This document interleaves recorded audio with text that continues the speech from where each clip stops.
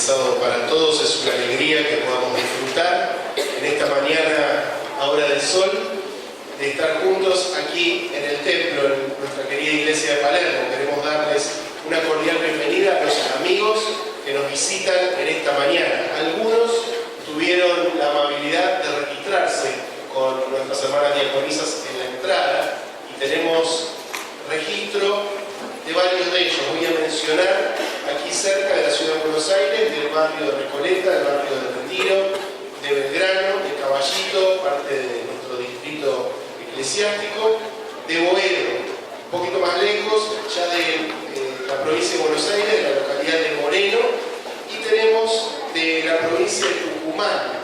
Ya luego fuera del país nos están acompañando hermanos del Brasil, del Perú y de Australia. Están presentes todos los hermanos que nos visitan de estos lugares. Se pueden poner de pie, los queremos saludar como iglesia. A ver, aquí, allí, aquí también. La iglesia de Palermo les da una muy cordial bienvenida. Dios los bendiga, que puedan disfrutar en esta mañana junto con nosotros el culto divino. Para beneficio de todos, quiero presentar a quienes tienen una parte en este culto, quien tendrá en este segundo culto justamente la oración de rodillas, es nuestra hermana Vera Ferrari. Vera selló su pacto con el Señor el sábado pasado aquí en el bautisterio y hoy ya nos va a estar acompañando con la oración de rodillas. Quien tendrá la oración final es nuestro hermano Jaime da Silva. Tendremos en esta mañana el rincón especial de los niños a cargo de Florencia Flores. Chicos, estén ya preparados cuando escuchen la música luego de la oración de rodillas para con reverencia venir hacia aquí adelante. Y antes de la predicación tendremos una ofrenda musical a cargo de Yamil Ponce, quien interpretará Busca al Señor. La parte central del culto divino en esta mañana estará a cargo del pastor Gabriel Cesano. El pastor Cesano es el director de Casa Editora, Asociación Casa Editora Sudamericana, nuestra casa publicadora, conocida creo por la gran mayoría, y él es quien tendrá el mensaje de la predicación de la palabra de Dios en esta mañana. También conocido por nosotros, estuvo en otras oportunidades acompañándonos. Gabriel es el hermano de quien fuera nuestro pastor de jóvenes, Alejandro Cesano, así que quizás algunos también puedan reconocerlo por el parecido. Deseamos que Dios lo utilice y lo bendiga al predicar su palabra en esta mañana. Ya están los diáconos preparados como parte de nuestra adoración. Tenemos ahora la oportunidad de ofrendar y devolver nuestros diezmos. Voy a pedir que me acompañen en una oración. Padre nuestro que estás en los cielos, te damos muchas gracias por este sábado que podemos compartir en tu casa, porque ahora podemos devolverte parte de lo mucho que nos das. Rogamos, Señor, que podamos hacerlo con corazón alegre, espíritu dadivoso, y que este dinero sea bien utilizado, administrado correctamente y dirigido por tus manos, Señor, a los lugares donde más se necesita para predicar tu palabra, y que muy pronto podamos verte regresar en las nubes de los cielos para compartir contigo la vida eterna. Rogamos todo y lo agradecemos, no por méritos de nosotros, sino por los méritos de Cristo Jesús nuestro Salvador. Amén. ¿Qué te daré, maestro? Es el himno que vamos a cantar bajo el número 274.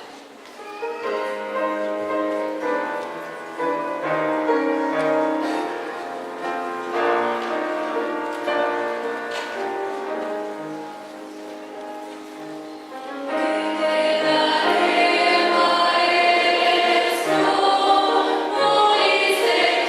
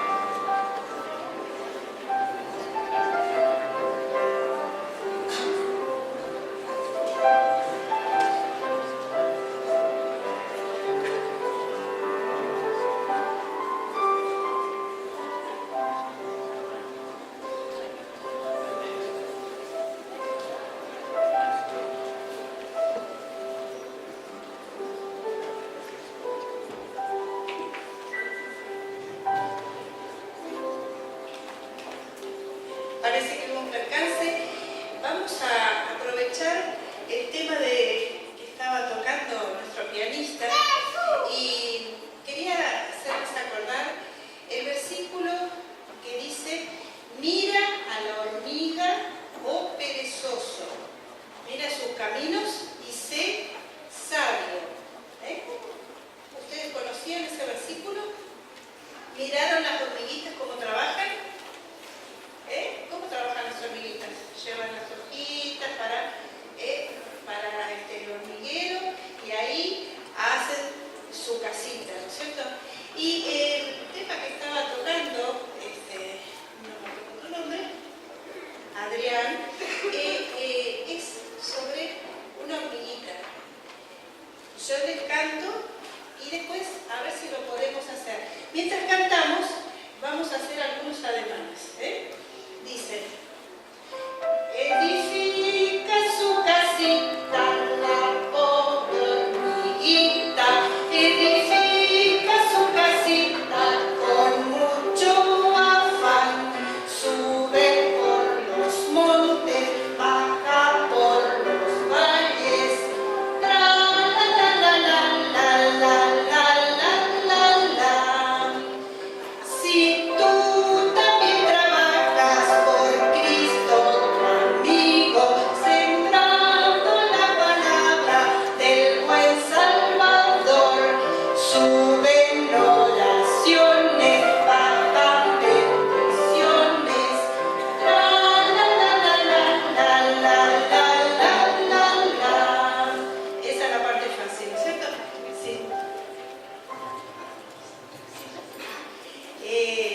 Bueno, lo cantamos una vez más y todos los adultos también nos pueden ayudar.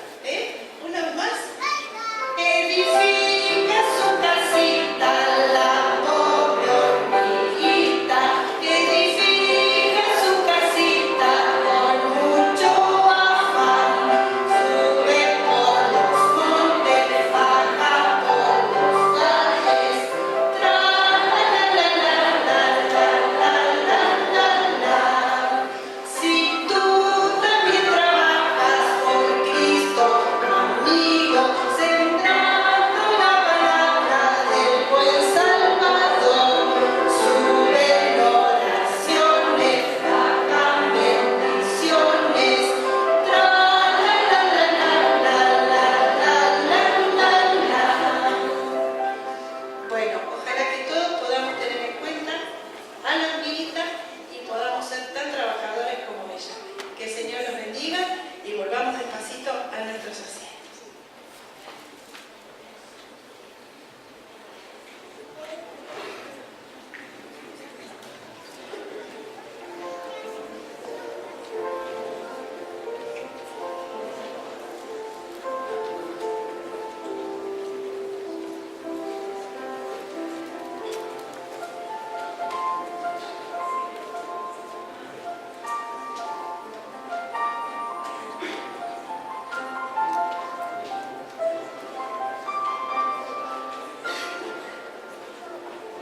Deseo de todo corazón que el Espíritu Santo toque tu corazón y el mío en esta danza.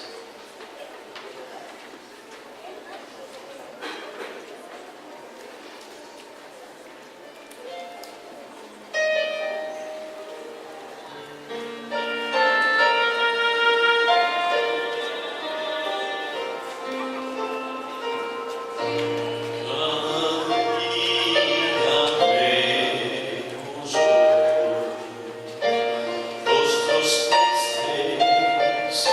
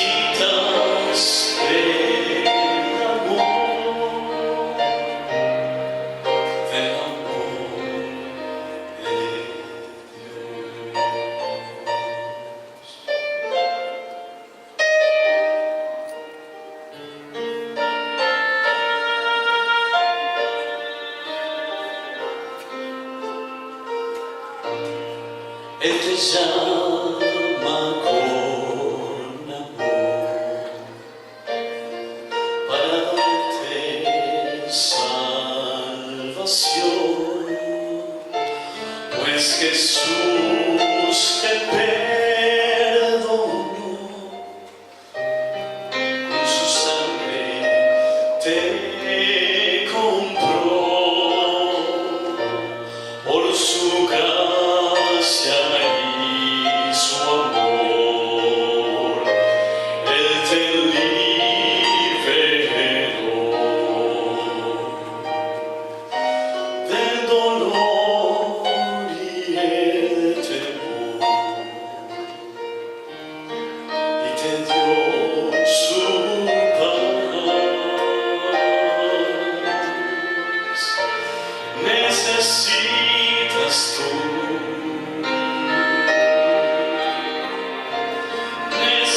necesito yo, necesitas de Jesús. Él es la respuesta. Necesitas tú,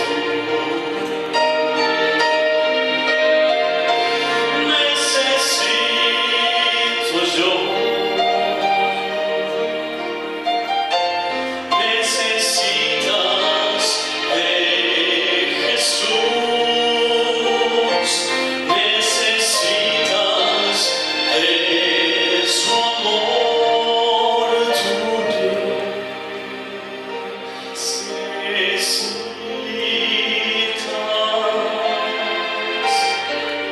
de Dios.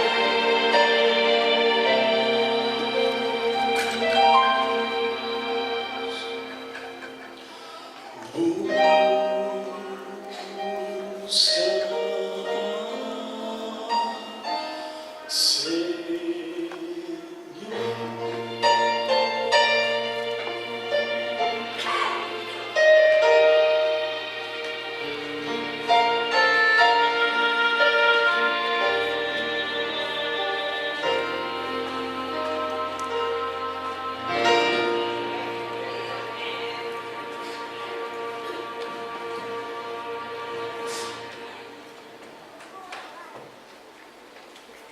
Himno 33. Tu presencia, Padre amante, invocamos. Invocamos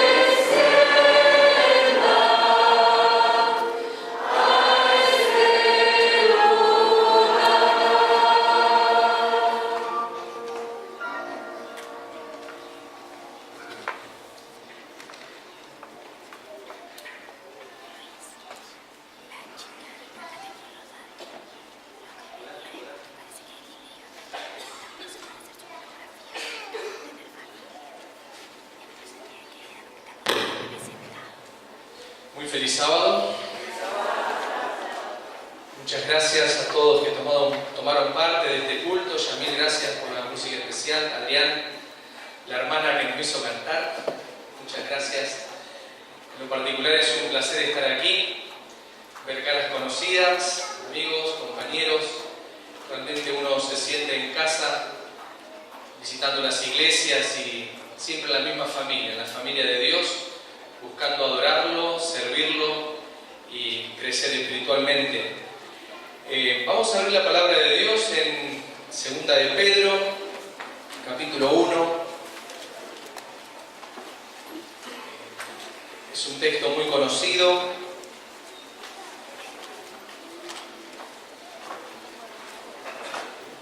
Me encontré con este texto hace un tiempo atrás, visitando esta casa. Dios me dio la oportunidad. ¿Cuántos de ustedes conocen esta casa tan especial para la iglesia adventista? Es la última casa donde estuvo Elena de White. Durante varios años vivió en Australia y en el año 1900 se radicó definitivamente en Estados Unidos, al norte de San Francisco, a unas 2 horas más o menos de viaje desde San Francisco en auto. Y aquí tenemos su casa. Era una casa que estaba rodeada de varias hectáreas, muy lindo lugar. Vivían alrededor de 15 personas, las cuales trabajaban y todas participaban del ministerio de la hermana White.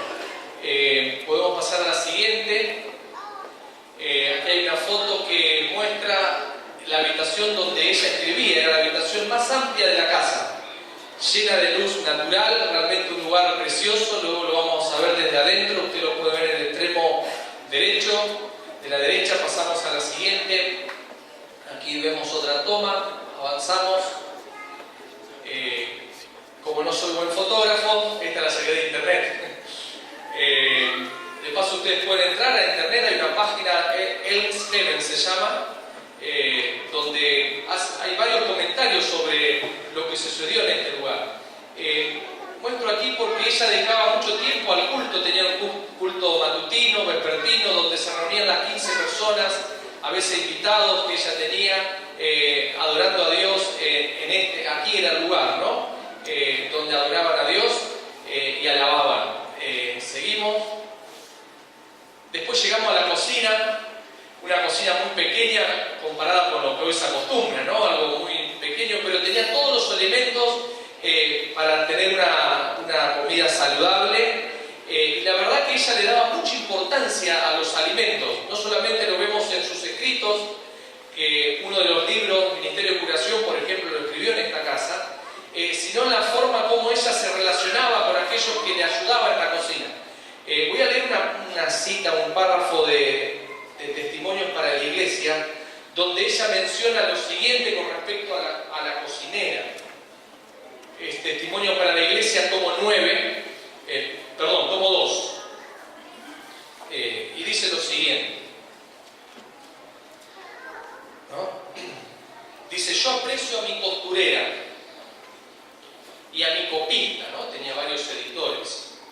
Pero mi cocinera, que sabe preparar el alimento que sostiene la vida y nutre el cerebro, los huesos y los músculos, ocupa el puesto más importante entre los ayudantes de mi familia. Aquí vemos que Elena de White no solamente escribió sobre la salud, sino que también lo practicó. Y recuerden que Elena de White, cuando llegó a esta casa, tenía 72 años. O sea, ya tenía su edad, vivió aquí hasta los 87 años, pero ella siempre fue consecuente con el tema de la alimentación. Y el guía que nos mostró testificaba de esto. Avanzamos, luego tenemos el comedor, un lugar muy agradable, muy elegante. Aquí comían todas las personas. Ella era muy hospitalaria. Siempre había alimentos para los visitantes, porque constantemente la visitaban. Normalmente comían, ¿no es cierto?, el desayuno a las 6 de la mañana, el almuerzo a la 1:30, y ella normalmente no cenaba, pero siempre había alimentos por si alguien llegaba, digamos, a la hora de la cena, o si alguno de sus colaboradores quería comer, ¿verdad? Siempre había algo de alimentos. Avanzamos. Esto es algo muy curioso, por eso les saqué una foto. Sería el disco duro de una computadora hoy. guardan los documentos.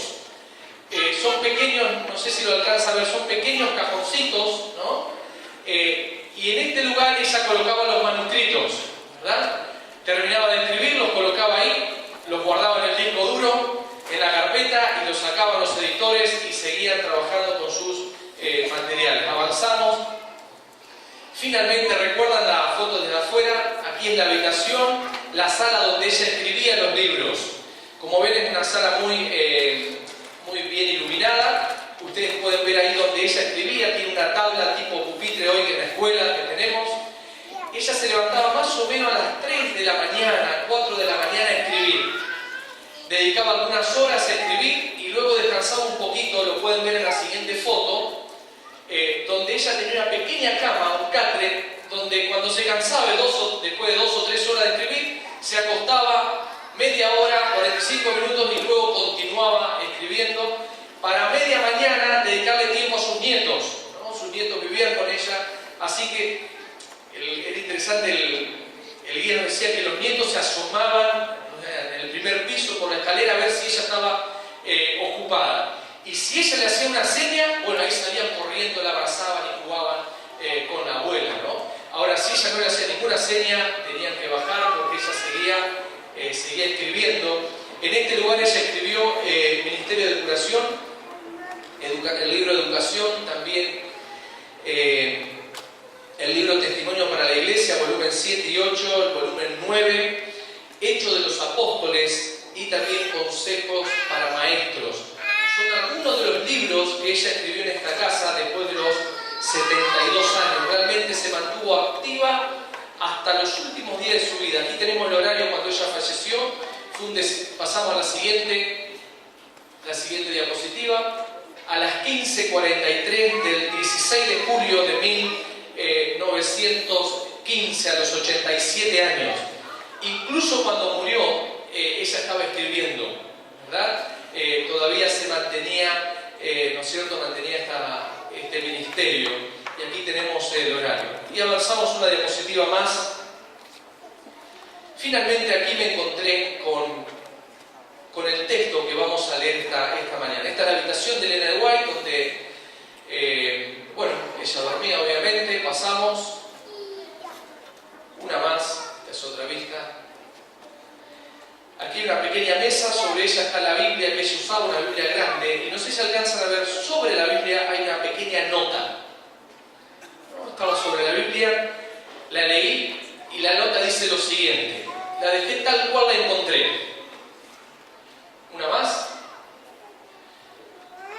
Dice, en aquellos años de la vejez de Elena de White, muy frecuentemente, dice Elena de White, usaba el primer capítulo de 2 de Pedro sobre el cual basaba sus sermones, enfatizando la importancia del crecimiento y progreso cristiano. Vamos a ver la siguiente, un clic más, y ahí vamos a quedar. O sea, ella usaba 2 de Pedro, capítulo 1, para enfatizar la importancia de crecer y desarrollarse como cristiano. Ahora uno dice, a los 72 años estaba preocupada por ese tema. Tiempo para descansar, tiempo para relajarse. Pero es evidente que era tan importante para Elena White este tema, que era lo que más predicaba, instando a los cristianos, que hoy nos llega a nosotros también. Ahora, ¿en qué contexto ella predicaba sobre 2 de Pedro? Y es el segundo tema que me encontré, que me llamó la atención en esta habitación, y es lo que voy a leer ahora, es la visión que ella tuvo. Testimonio para la Iglesia, tomo 9, página 54. Dice lo siguiente. Había terminado una entrevista con el pastor Haskell, que era uno de los dirigentes de aquella época, y ella dice lo siguiente. Después de esta visita, me sentí cansada y me fui a acostar temprano. Padecía de reumatismo en el costado izquierdo y no podía encontrar descanso. Daba vueltas en la cama buscando una posición que me hiciese sufrir menos. Experimentaba en el corazón un dolor que no me auguraba nada bueno. Por fin pude dormir. Hacia las 9:30 de la noche procuré darme vuelta y comprobé que todo dolor había desaparecido. Al darme vuelta de un lado a otro y a mover las manos, experimentaba una ligereza y libertad extraordinaria, inexplicable. El cuarto estaba inundado de una luz maravillosa, suave, azulada. Me parecía estar en los brazos de seres celestiales. Había ya disfrutado en el pasado de esta luz especial en momentos particularmente bendecidos, pero esta vez era más evidente, más impresionante, y sentí una paz tan perfecta y abundante que las palabras me faltaban para expresarla. Me senté y me vi rodeada por una nube brillante, blanca como la nieve, cuyos bordes tenían un pronunciado color rosado. La música más arrobadora llenaba el aire y reconocí en ella el canto de ángeles. Luego una voz me dijo: nada temas, yo soy tu Salvador. Los santos ángeles te rodean. ¿Quién estuvo en la habitación? Jesús. Y estuvo en un momento especial. A veces es interesante cómo actúa Dios. El mismo Jesús estuvo ahí. Nos comentaban que las personas que vivían con ella, eran las 9:30 de la noche, no era tan tarde, pudieron ver la luz brillante que salía. Y ahora miren lo que le dijo el Señor.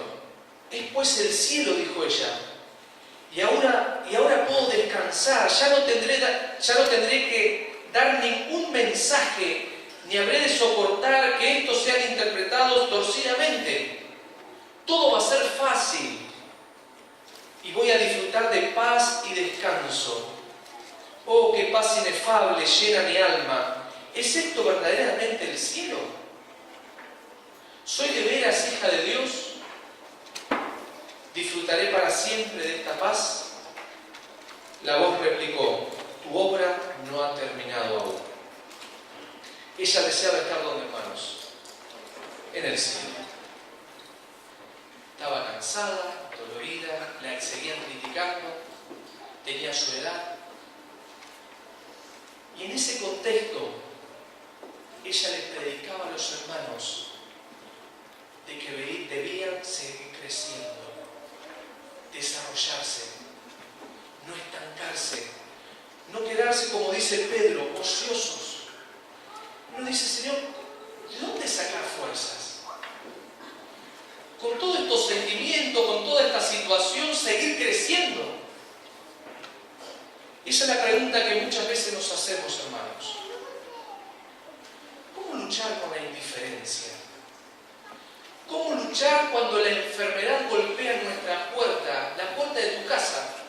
Porque a veces puede ser que sea del otro, y uno trata de entender al otro, pero cuando golpea la puerta de tu casa, cuando la desgracia te llega a vos, cuando de golpe creías que estabas sano y te dicen tenés cáncer, como tantos casos que hemos descubierto en estos días, y uno dice: ¿cómo puede ser, Señor? ¿Cómo no debilitarme frente a semejante situación? ¿Cómo puedo mantener firme mi fe y todavía seguir creciendo? Y cuando la desgracia llega, estos días nos enteramos, ¿no?, que un hermano de iglesia fue baleado y con toda la situación que implica. Y seguramente, si yo pregunto, todos de alguna manera tenemos alguna situación. Volvamos a la cita de aquí. Mire lo que dice. En conexión con este versículo, con este texto, ella remarcaba lo siguiente, hermanos. Nosotros trabajamos por adición, pero el Señor trabaja ¿por qué? Por multiplicación. Hermanos, y Elena White era muy consciente de este tema. Las circunstancias eran adversas, pero el Señor trabaja ¿por qué? Por multiplicación. Vamos a ver la cita, la siguiente avanzamos, la otra. mientras el hombre trabaja según el plan de adición, Dios obra para él según el plan de ¿qué? De multiplicación. Nuestro Salvador está siempre listo para oír y contestar la oración de un corazón contrito y multiplica para los fieles su gracia y paz. Y eso es de lo que habla 2 de Pedro capítulo 1, del plan de multiplicación. Vamos a buscar, vamos a leerlo, vamos a analizarlo en esta mañana. Primero hablaremos de este plan, de lo que Dios nos ofrece, de lo que Dios ofrece en la mesa, lo que Dios nos ofrece todos los días a cada uno de nosotros, multiplicando, poniéndole un signo por, que nosotros no podemos hacer, apenas podemos sumar muchas veces, pero el Señor multiplica. ¿Qué es lo que multiplica? Lo primero lo encontramos en el versículo 1. Dice: Simón Pedro, siervo y apóstol de Jesucristo, a los que habéis alcanzado por la justicia de nuestro Dios y Salvador Jesucristo, una fe igualmente preciosa que la nuestra. Lo que primero Dios nos da es algo que Pedro lo llama precioso, es la fe. Pedro dice: la fe que yo tengo, ahora la tienen ustedes. Pero esta no es una fe cualquiera, es una fe preciosa. ¿Qué hacemos con aquello que nosotros consideramos precioso? Lo guardamos, lo tratamos de cuidar. Y para Pedro, la fe era lo más importante. Miren cómo se presenta Pedro al comenzar su carta. Dice: yo soy Pedro, soy siervo y apóstol. Muy pocos tuvieron el privilegio de llamarse apóstoles, tan solo algunos nada más. Incluso uno de ellos lo traicionó. Ahora Pedro, después de varios años, más de 30 años, dice: yo soy apóstol de Dios. Ahora mirá las credenciales. ¿Quién tiene esas credenciales? ¿Y cuáles eran las credenciales de Pedro? Cuando tuvo que quedarse, salió corriendo. Cuando tuvo que testificar, traicionó. Prometió y no cumplió. Señor, estoy dispuesto a dar mi vida por ti. ¿Y qué pasó? Traicionó. Cuando el Señor le pidió: por favor, te pido que ores por mí, se durmió. Esas eran las credenciales de Pedro, hermanos. Son las mismas que vos tenés y las que yo tengo. ¿Cuáles son nuestras credenciales para decir: yo soy hijo de Dios, yo soy tal cosa? No tenemos credenciales. La única credencial que tenemos es la fe. Es la fe preciosa que nos aferra al Señor. Por eso Pedro dice: yo antes de ser apóstol soy siervo. Por el hecho de aceptar ser siervo, yo soy apóstol. Lo que me llevó a ser apóstol es la fe, es el Señor. Es lo que me sostiene, lo que me transforma. Es a lo único que puedo aferrarme. Y a pesar del tiempo, a pesar de las circunstancias, a pesar de las persecuciones que Pedro recibió, él seguía diciendo: yo soy apóstol de Jesús. Lo primero que multiplica el Señor en nuestras vidas es la fe, hermanos. Es algo extraordinario, que crece día a día. Nos da la herramienta suficiente para crecer, para sostenernos. Y en el versículo 2 sigue agregando lo que Dios multiplica. Dice: gracia y paz os sean multiplicadas. El Señor nos da la gracia, coloca en la mesa, nos sirve la gracia de Dios, tan necesaria para renovarnos espiritualmente de manera constante, para mantenernos humildes, sumisos a la voluntad de Dios, reconociendo que Él es Dios. Es esa gracia que nosotros decimos: gracias porque la tengo. Así como el descanso nos renueva todos los días y necesitamos de Él, también necesitamos de la gracia que Dios multiplica en nuestras vidas. Y no solamente nos da la gracia, sino también nos da ¿qué? La paz, la tranquilidad del el corazón, yo les doy la paz que el mundo no les puede dar. En otras palabras, es todo lo que vos podés comprar. No lo podés comprar porque solamente lo tengo yo. Es la paz que Dios nos da, la tranquilidad del alma. Y después sigue mencionando en el versículo 3, cosas que Dios nos da. Como todas las cosas que pertenecen a la vida y a la piedad nos han sido dadas por su divino poder. Todo lo que tiene que ver con la piedad y la vida, Dios nos da. Es interesante que el tema de la piedad y la vida están juntos, porque caminan juntos. La piedad tiene que ver con lo religioso, con lo que están haciendo ustedes ahora, todos juntos. Tiene que ver con la alabanza, tiene que ver con la lectura bíblica, tiene que ver con el ofrendar, tiene que ver con el estar congregados en este lugar, tiene que ver con tus momentos privados en oración con Dios. Todos los días ese lugar especial que tenés en tu casa para orar, para estudiar la Biblia, eso tiene que ver con la piedad. Ahora Dios dice, la piedad no se limita solamente a eso. Tiene que trascender, tiene que expandirse, tiene que romper los límites de la piedad. ¿Y debe llegar a qué? A la vida. A la vida diaria. A todos los días. La gente tiene que percibir que sos cristiano. Tiene que percibir que tenés una vida piadosa. Por lo tanto, en el día a día, las decisiones que vos tomás, cómo te manejás con las personas, cómo te relacionás en tu trabajo, en fin, en lo que hagas, tienen que ver que sos una persona piadosa. Ahora, todo lo que tenga que ver con la vida y la piedad, yo te lo doy. Te multiplico, te ayudo. ¿No decimos amén? Eso es lo que Dios hace. ¿Cuántas veces le hemos dicho al Señor, enséñame a vivir? Es complicado, Señor. Y cada vez parece más complicado. Tenemos todo para vivir, ¿no? Todo es más fácil. Los elementos son instantáneos. Si una computadora se prende en 5 segundos, ya nos ponemos nerviosos. Tiene que ser rápido, tiene que ser ya, flash.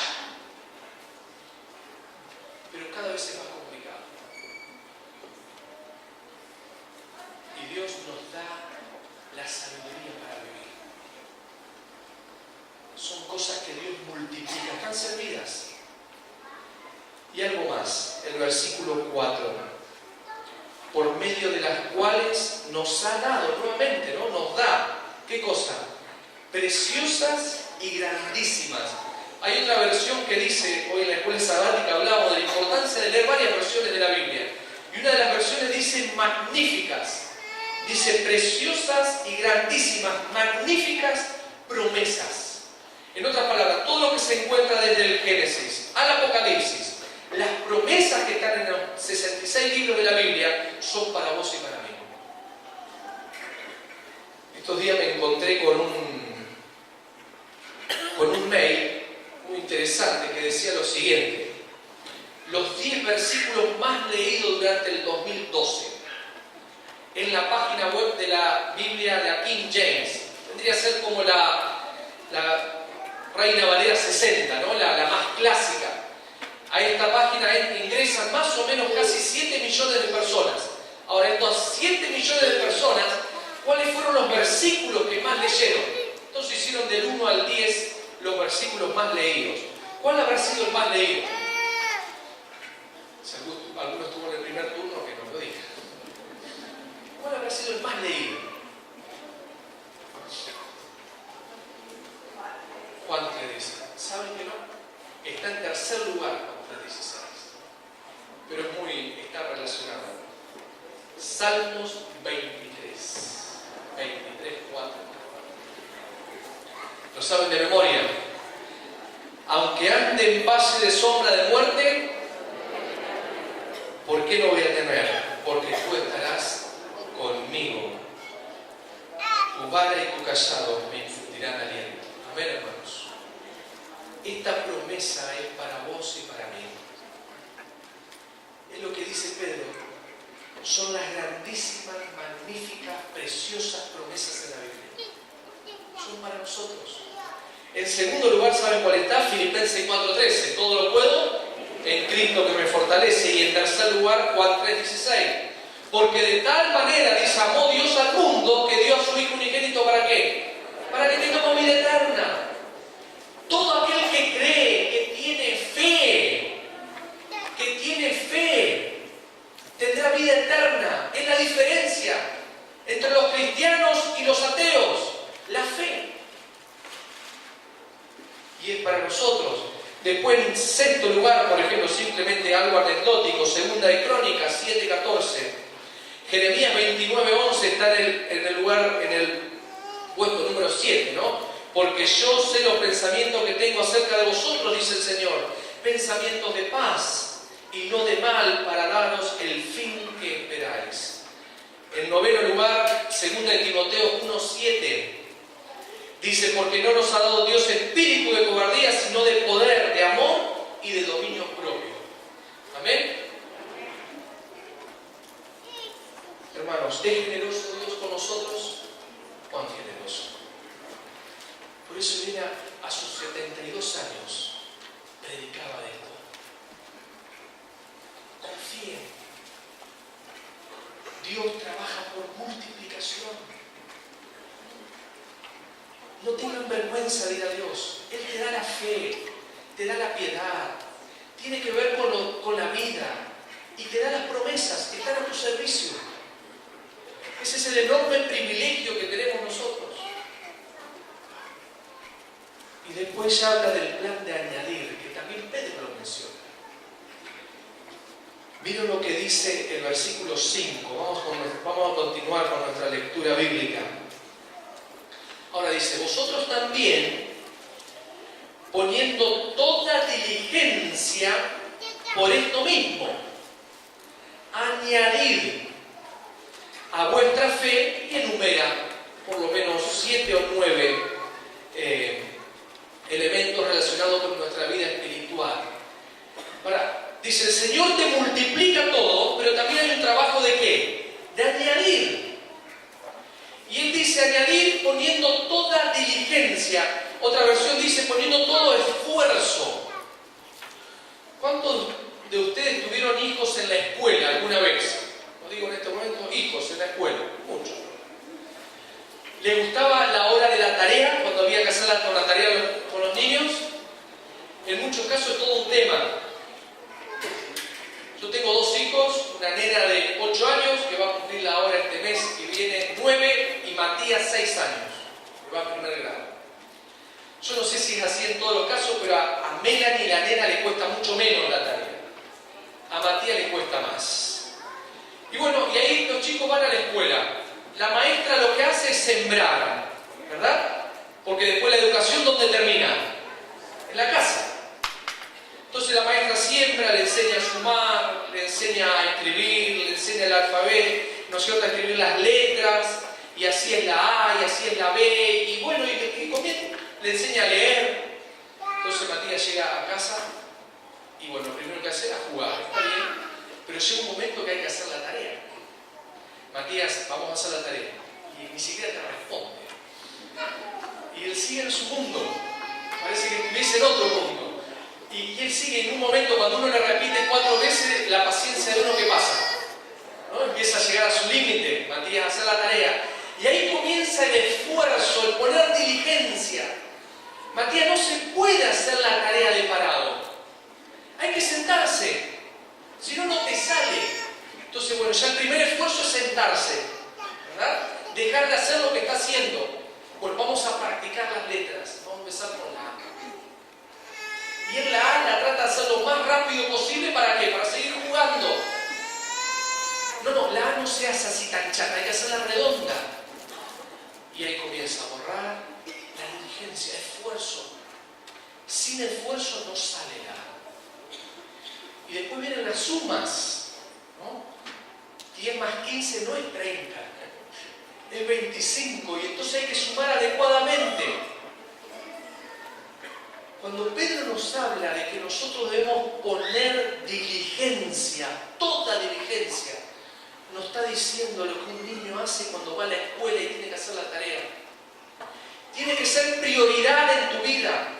Es algo importante, no lo podés hacer de parado. no es un detalle nada más, es algo fundamental, esencial. Por lo tanto hay que sentarse, hay que dedicarle tiempo, esfuerzo.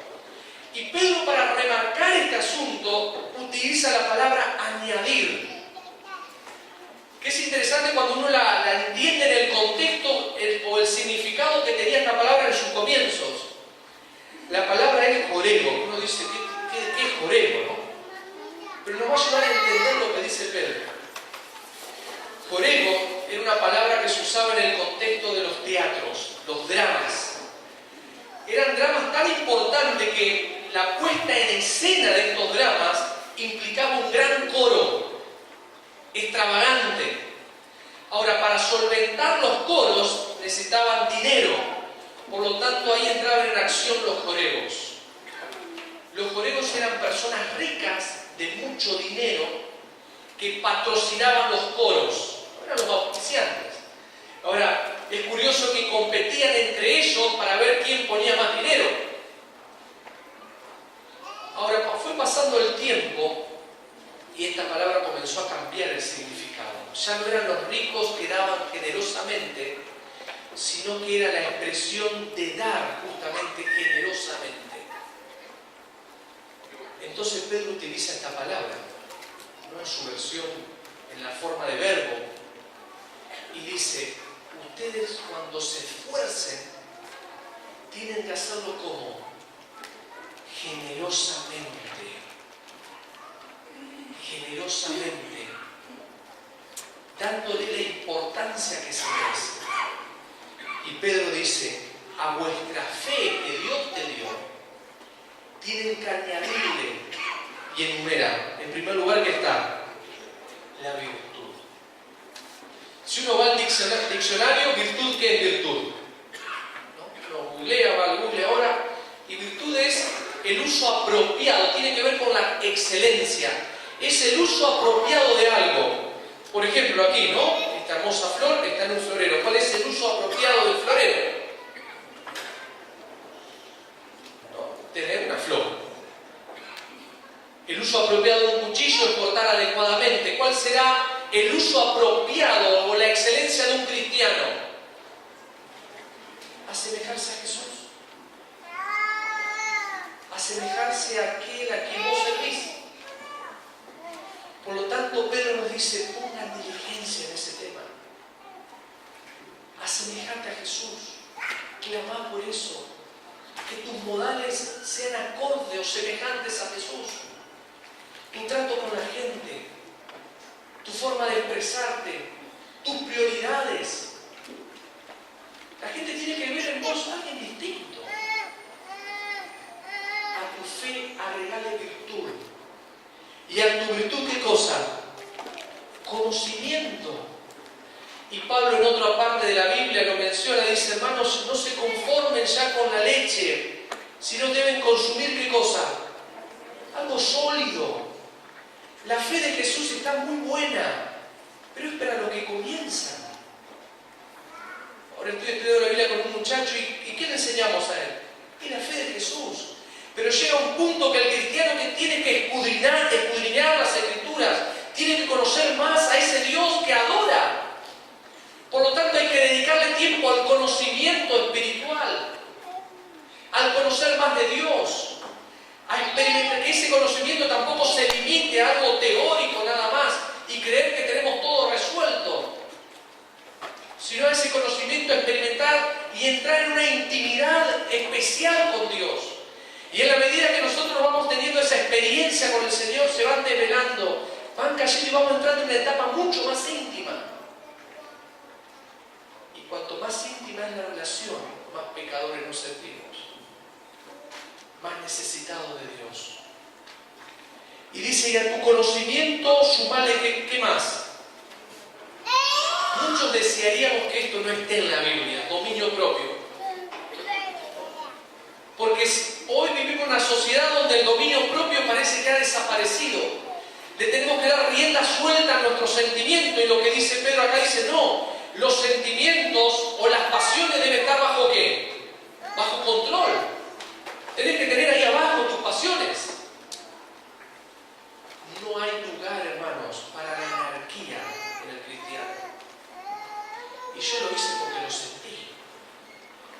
insulté a esa persona cuanto más pude y lo sentí así. No. Dios dice, añadí a tu conocimiento dominio propio. No es de un día al otro que uno lo logra, pero con la ayuda de Dios, hermanos. Con la ayuda de Dios debemos lograr y mantener o llegar a tener dominio propio. Dice el dominio propio, ¿qué cosa? Paciencia, otro elemento también, ¿no? Aquellos que somos más sanguíneos o coléricos, que tenemos menos paciencia, nos cuesta mucho más. Después dice a la paciencia, ¿qué más? Piedad. Y a la piedad, afecto fraternal. Uy, qué tremendo eso. Primera de Juan, capítulo 4, versículo 20, dice, si alguno dice, yo amo a Dios, y aborrece a su hermano, ¿qué cosa es? Es mentiroso. Debemos cultivar, hermanos, con la ayuda de Dios, los sentimientos buenos. El amor, el afecto, la generosidad, la hospitalidad. Hace un tiempo atrás visité una iglesia y después le comenté al pastor, qué linda iglesia que tenés. Sí, dice, está linda, pero lamentablemente están todos peleados. Claro, uno no lo ve en el sábado. Pero son cosas que pasan. Hoy hablábamos en la escuela sabática de la unidad. Es una de las características, es uno de los elementos que debemos trabajar. Si se quiere instalar el rencor en nosotros, si se quiere instalar el odio, ¿no? Los malos pensamientos, tenemos que trabajar sobre ellos con la ayuda de Dios. Y decirle, Señor, no es digno que yo tenga esos sentimientos. Ayúdame a sacar el rencor de mi vida. No es bueno que yo lo tenga. Y por eso Pedro dice, pongan toda diligencia, generosamente. Y hoy comentaba con la escuela sabática, salió por el tema de la unidad, dice, pero lo peor es que la persona rencorosa termina, ¿quién se lastima finalmente? Y sí. Por eso Pedro busca el lado positivo, el afecto fraternal. Y el afecto fraternal, ¿cómo termina? Con el amor. Con el amor. Empieza con la fe, termina con el amor, y los siguientes versículos hablan de la esperanza. Avancemos con la lectura bíblica. Dice el versículo 8, porque si estas cosas están en vosotros, ¿qué cosas? La piedad, la paciencia, el dominio propio, el afecto fraternal, el amor. Si todas esas cosas están en su vida, en vosotros y abundan, no os dejarán estar ociosos ni sin fruto en cuanto al conocimiento de nuestro Señor Jesucristo. Amén. Pero el que no tiene estas cosas tiene la vista muy corta, la tiene como yo. Necesito lentes para leer. Es interesante, no sé, a los que tienen este mismo problema, cuando uno se pone los lentes y dice, wow, no era tan feo, ¿no? Uno puede ver mejor, la letra más grande, y podés leer, no te confundís. Pero hermanos, si no trabajamos en estos elementos, si no valoramos lo que Dios multiplica en nuestras vidas, somos miopes. No vemos, no estamos perdiendo las bendiciones de Dios. Y uno dice, ¿qué pasa? Que no puedo arrancar, que no puedo avanzar, que no puedo crecer. Y dice el versículo, no solamente un poco más duro, Pedro, ¿no? Dice que su vista, la vista es muy corta, dice, es ciego. Dejemos el rencor de lado. Dejemos los malos pensamientos de lado. Porque si no seguiremos ciegos y tal vez lastimando a las personas por ahí. Dice, habiendo olvidado la purificación de sus antiguos pecados, por lo cual, hermanos, tanto más procurad hacer firme vuestra vocación y elección, porque haciendo estas cosas no caeréis jamás, porque de esta manera os será otorgada amplia y generosa entrada en el reino eterno de nuestro Señor y Salvador Jesucristo. Amén. Dios nos ayuda, hermanos. Dios trabaja ¿por qué? Por el plan de multiplicación. Nosotros añadimos, damos lo poco que podemos dar, pero Dios nos multiplica. Y esa es la mayor bendición que podemos tener. Que Dios te bendiga.